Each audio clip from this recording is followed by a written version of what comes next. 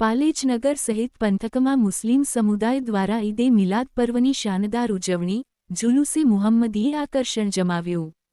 ઇસ્લામ ધર્મના મહાન પયગંબર હજરત મુહમ્મદ સાહેબના જન્મદિવસ પ્રસંગે ભરૂચના પાલેજ સહિત પંથકમાં મુસ્લિમ સમુદાય દ્વારા ઈદે મિલાદ પર્વની શાનદાર ઉજવણી રીમઝીમ વરસાદમાં કરવામાં આવી હતી.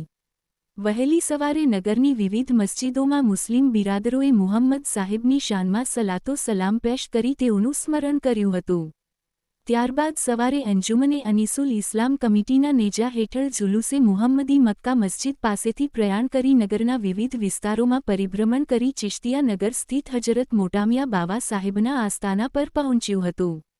સમગ્ર નગર મિલાદુન્નબીમય બની જવા પામ્યું હતું. જુલુસમાં ખૂબ જ મોટી સંખ્યામાં મુસ્લિમ સમુદાયના લોકો જોડાયા હતા.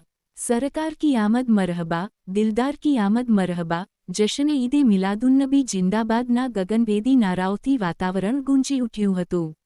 ઇસ્લામિક ફ્લેગ આકર્ષણનું કેન્દ્ર બન્યા હતા.